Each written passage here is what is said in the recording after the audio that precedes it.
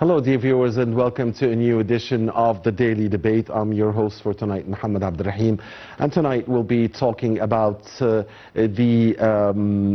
Egyptian economy and a topic that is important to our nation's future, and that is how Egypt is trying to build a flexible, diversified economy that not only attracts investments but would demonstrate resilience in the face of rapid global fluctuations and changes. The objective stands as one of the pillars of the new Egyptian cabinet's work program, reflecting a strategic vision aimed at sustainable growth and long-term prosperity here in Egypt. And we'll be discussing that topic in the company of our dear guest for tonight, Dr. Mongy Ali Badr, Minister Plenipotentiary and board member of the UN Association Egypt. A very good evening to you, Dr. Badr, and always a pleasure to have you with us. Good evening for you and your viewers, and you are most welcome as usual. Thank you very much, Dr. Badr, for being with us, and allow us, please, and allow us, dear viewers, as always, first to watch a report about our main topic for tonight. And that report will be talking about the sustainable development projects here in Egypt and the mega projects, especially infrastructure projects here in Egypt, again, that aims to have a flexible, diversified economy, one that is resilient to the many global challenges that we are facing today. Egypt has embarked on an ambitious journey of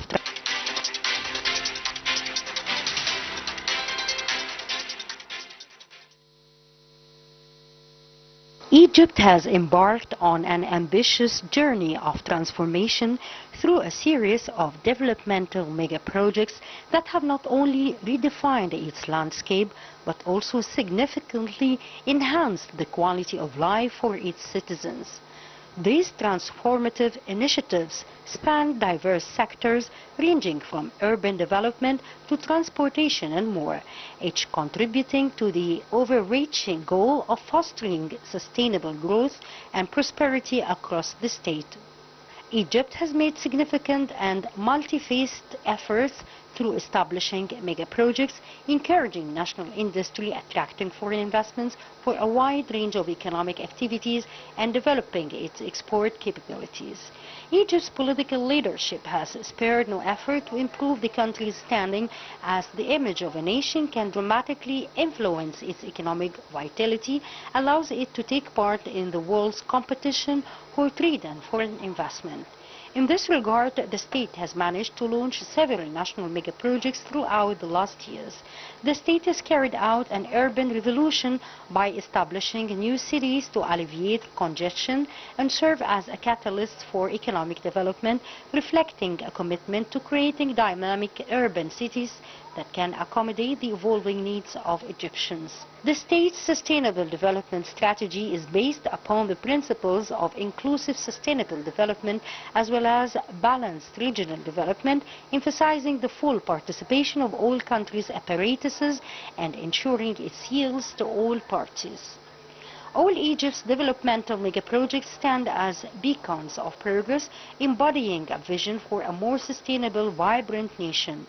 They not only reshape infrastructures, but more importantly, hold the promise of positively transforming the lives of millions, propelling Egypt towards a future defined by innovation, resilience, and inclusive prosperity.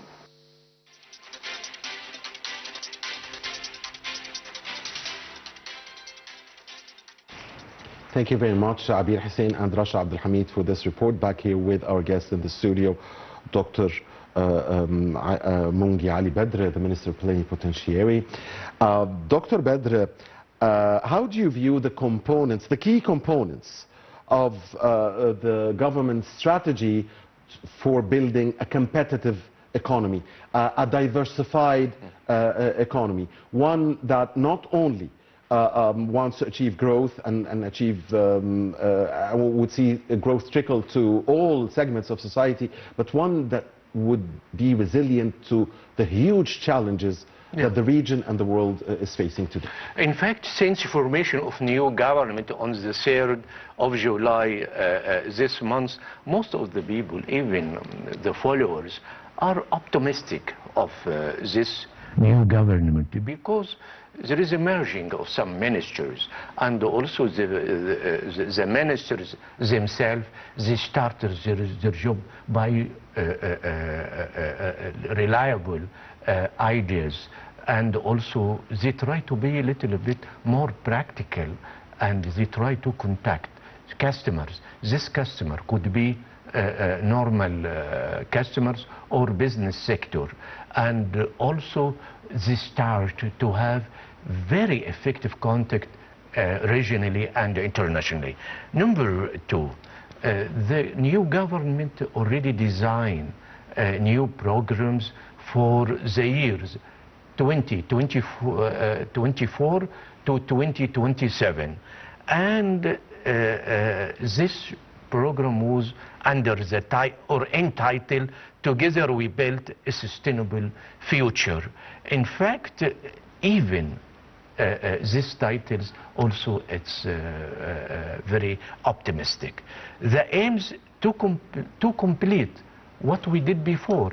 It's not a matter to start from scratch, no, to complete what we did before since the reform 2014. Yes, even this related to infrastructure, or even related to agriculture or industry.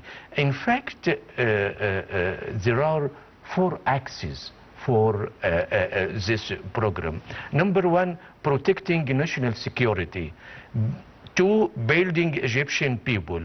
And in addition, building competitive economy. This is the axis which we are discussing in detail, because I think this is the most important axis in this program. The final one, achieving political stability and national cohesion.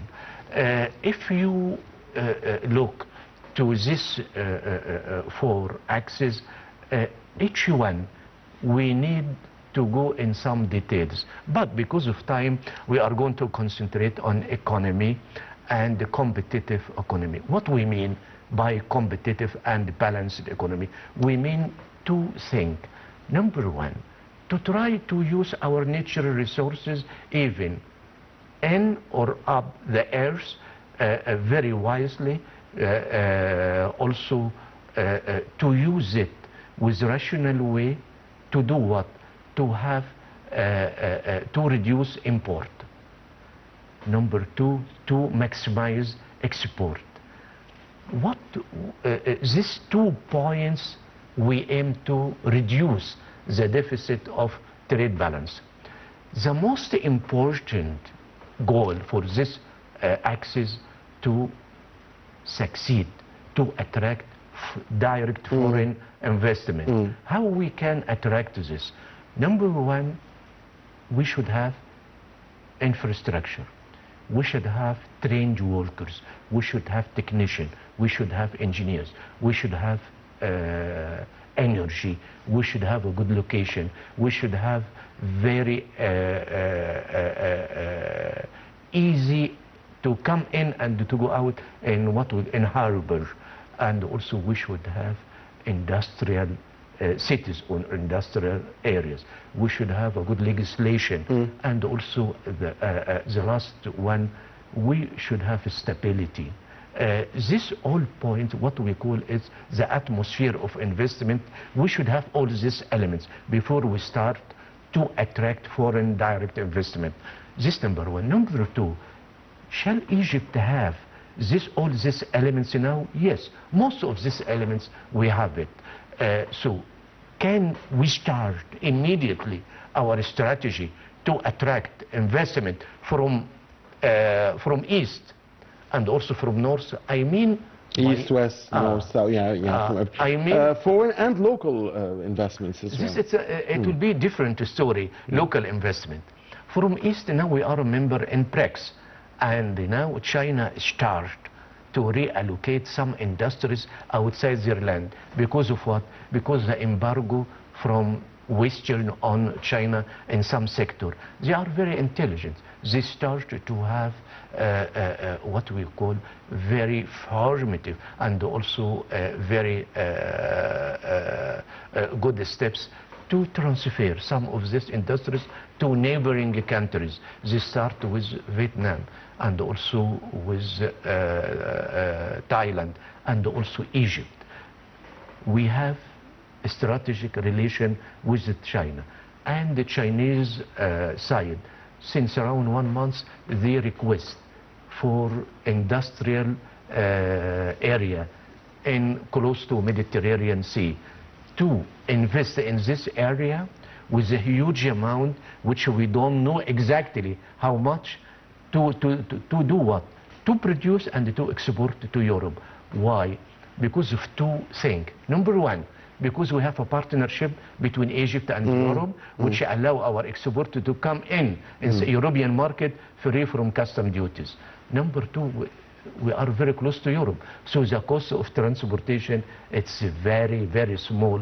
So it means to increase the competition of our export from Egypt to Europe. You touched on very important points. Allow me to say, Dr. Badr, about the balance and the diversity. Yes, so you're talking about the importance of having a diversified economy across all sectors, and at the same time have a balance in our economic relations with all important players in the world. Allow me to I'm going to add to our with the West, Europe and America. Allow me to stop you, sorry. And we'll be going now live to hear Adhan al-Asha, the call for the prayer.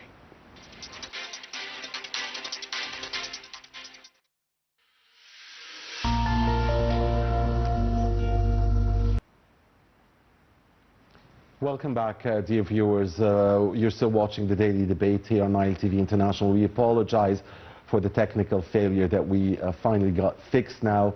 And we are here discussing the importance of having a diversified Egyptian economy that is resilient to global crises, in the company of our dear guest, Dr. Mongy Ali Badr, Minister Plenipotentiary and Board Member of UN Association Egypt. And we were talking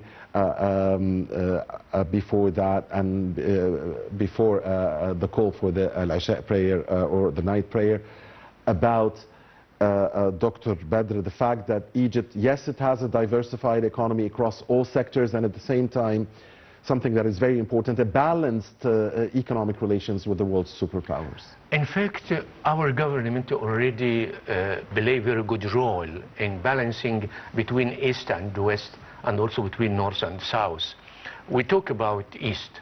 Related to the West, we have a traditional relation with Europe and United States of America. So we do, or we exert our utmost to keep this relation, and also in the meantime to develop this relation.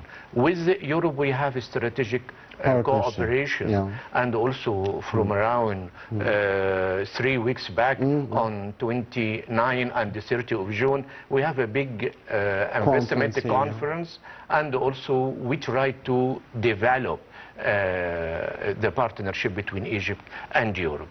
The other point with United States of America, we know that there is election on 5th of coming November, and most of the followers already mentioned that maybe Trump will be back again to the White House, and also this it will reflect the political relation, and as we all of us know, political relation will affect the economic side.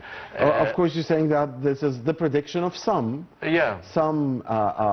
observers, because of the failed assassination attempt that would serve, probably would serve Trump. No, what happened will surely okay. will serve. And because of what happened in the debate. In earlier when it was yes, you're right.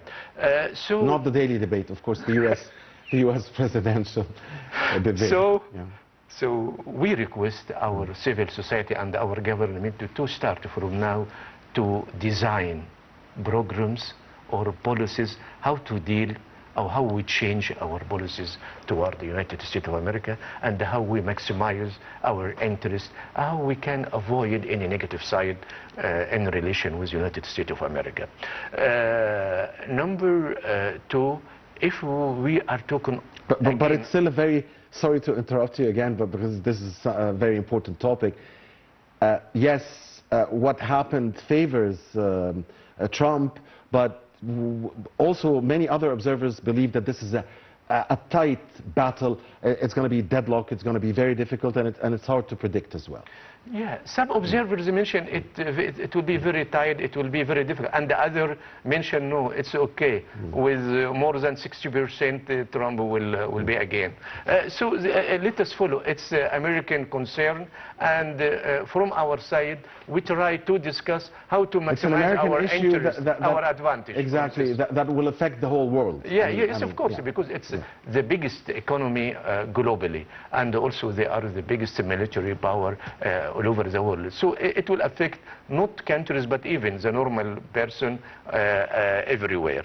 The third point about diversifying Egyptian economy related to the transfer from service economy to productive economy. What we mean by productive economy, we mean that the government will continue, not start, because they already start since 2016, continue to change our economy from service sector to productive sector. I mean by that to concentrate on the industry, the agriculture, infrastructure, industry, and agriculture sector. But you agree, Dr. Badr, that other economists also really believe in the importance of the service sector and want to see even more investments go there. I mean, you agree that there is a debate about this topic. Where should the investments flow more? Yeah.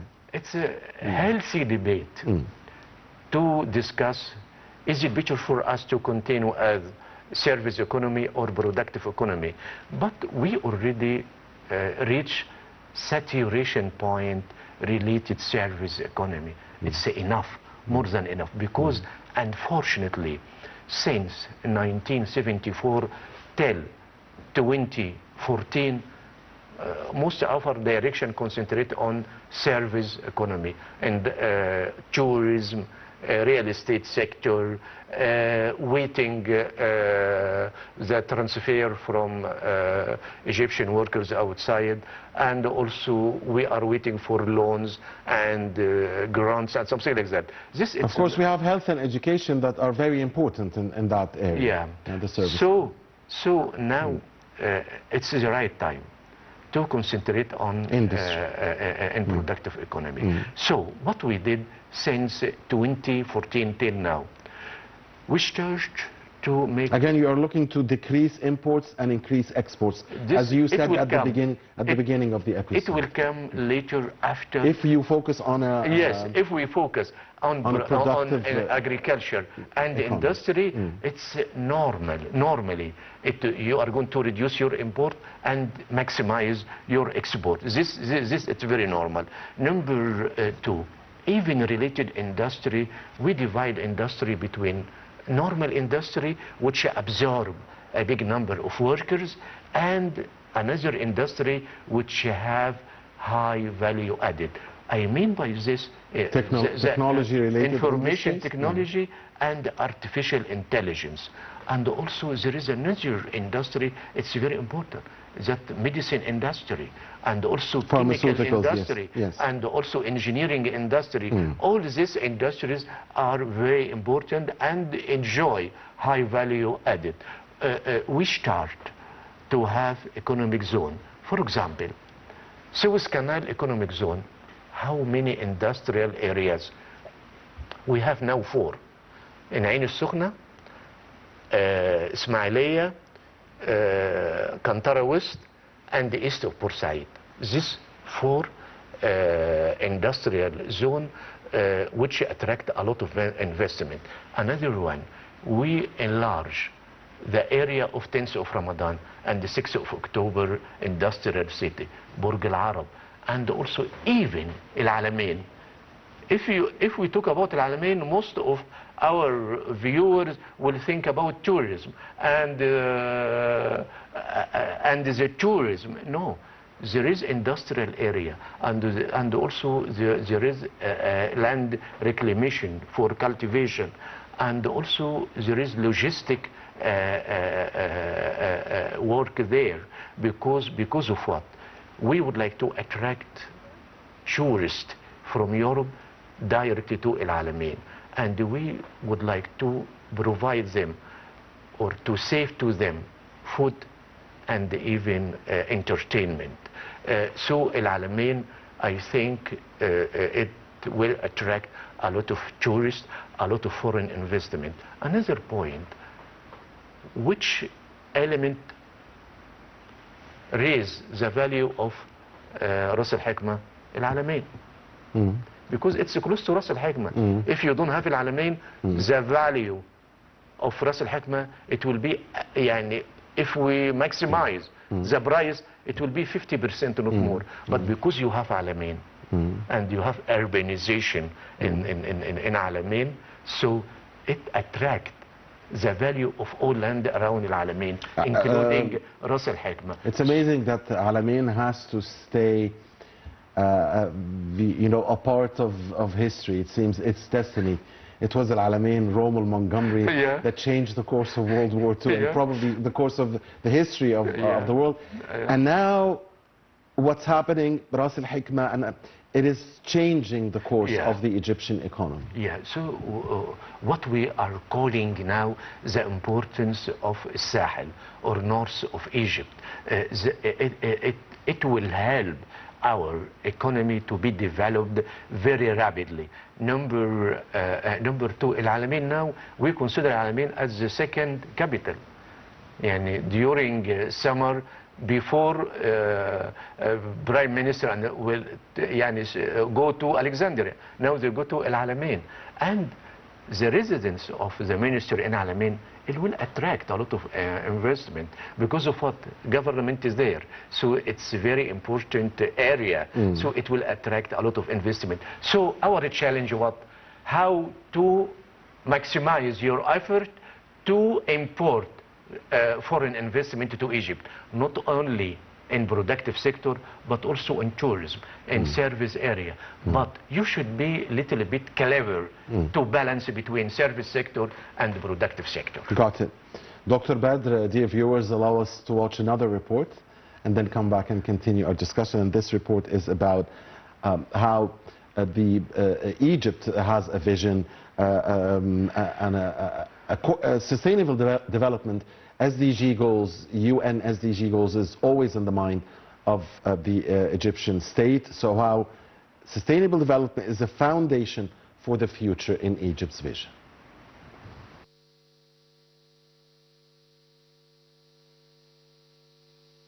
Sustainable development management as a foundation for the new republic's economic, social and environmental future is one of Egypt's top priorities to ensure long-term successes and improvement in the lives of Egyptians. In this regard, planning for a sustainable development in Egypt has been oriented towards long-term goals, utilizing all the knowledge about the environmental results of different solutions. In line with Egypt's sustainable development strategy, the country has set plans for Egypt's Vision 2030 and the National Strategic Plan for 2052 that respond to Egypt's needs to integrate all policies, plans and legislations under one comprehensive development strategy.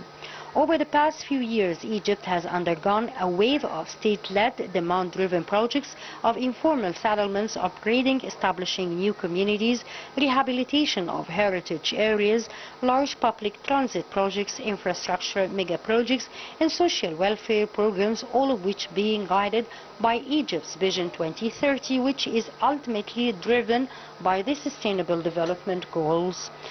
While there are improvements on many fronts, sustainable development management remains essential to ensure that Egypt's national projects and policy reforms have the desired impact and will consistently help to foster economic growth for generations to come. Egypt has taken steps in the direction of its Vision 2030 by undertaking reforms in different areas, including building infrastructure and highways connecting remote areas to boost the economy further. It's worth mentioning that Egypt's future and sustainability is a strategy that has been developed according to a planning approach, taking into consideration the rights of new generations in a prosperous life.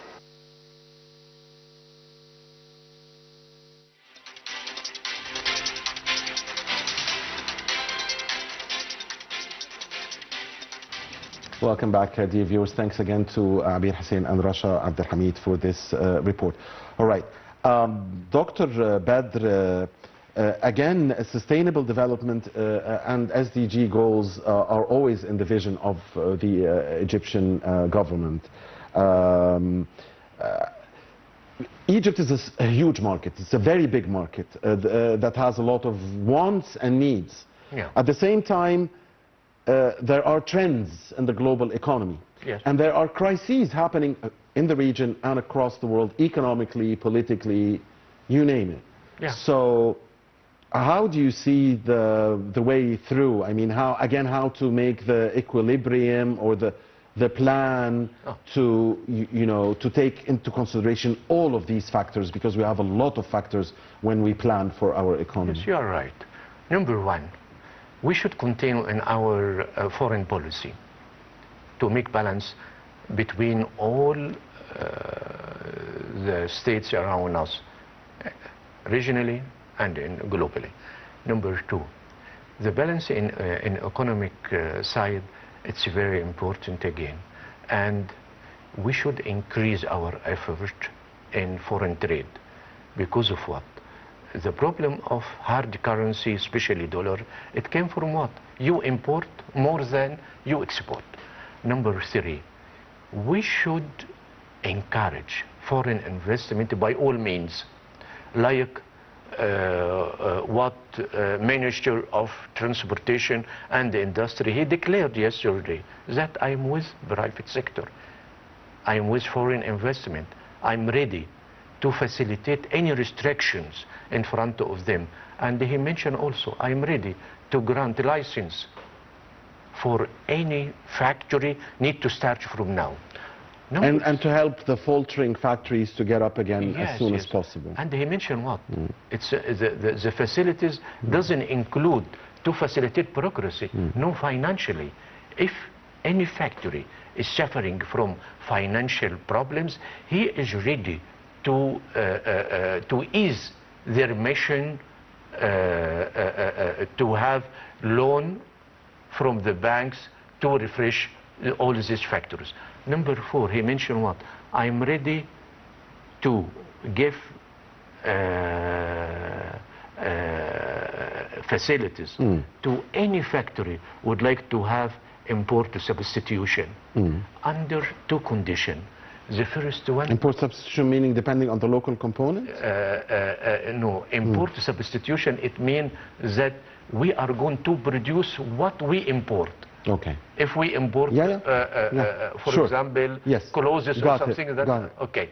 So he is going to encourage all these factories which will help us to make import substitution. Through what? Number one, facilities in all direction. Number two, he put two conditions. Egyptian government will help the owner of the factories with two conditions. Number one, quality should be at the same level like imported items. Number two, price. It should be very competitive with imported items. And also he mentioned, if any factory would like to produce for exportation, he is ready to facilitate through our commercial offices in Egyptian embassies outside, because they are make marketing, promotion, and also they prepare study, marketing study, and they provide all this information to private sector free of charge. It costs a lot of money, but our commercial offices prepare these studies and they send to any association related to business sector, free of custom. And you must know a lot about this because you worked for years in that department. 39 years. Decades, I'm sorry, for decades. Yeah. Almost 4 decades. Yeah, almost. And we used to help our private sector and also public sector. The same. We receive since since a long time instructions that your service for private sector like public sector. There is no difference. So if we are helping any private sector or public sector, the same. Number two, Minister of Industry and Transportation, he mentioned we should use the advantage of international trade, which we already signed with neighboring countries, because this trade agreement granted to our business sector facilities to export our product, to come in the market of Europe, America, Arab countries, or Turkey, or commercial countries, free from custom duties. What it means that this increase your competition in front of other countries. Also, we still call the government to enlarge their incentives to private sector, especially at any sector dealing with outside Egypt. Because of what? If we are dealing globally, you are facing competition from all countries. And you're thinking of the exports again. Yes, export or attracting foreign investment. The same. So you should put in your mind that you should have elements of attracting foreign investment, and also you should have the incentives which you attract to your business sector to increase the total of your export. What it means is this.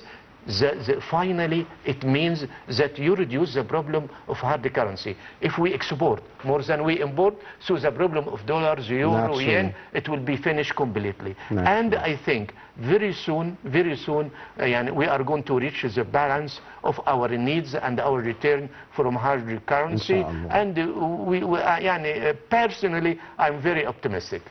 Inshallah, God willing. Thank you very much, Dr. Mongy Ali Badr. Always a pleasure to have you with us, the Minister Plenipotentiary and the board member of the UN Association of Egypt. Thank you for your pleasure. Good night. Thank you. And thank you, dear viewers, for watching the Daily Debate. Please stay with Nile TV.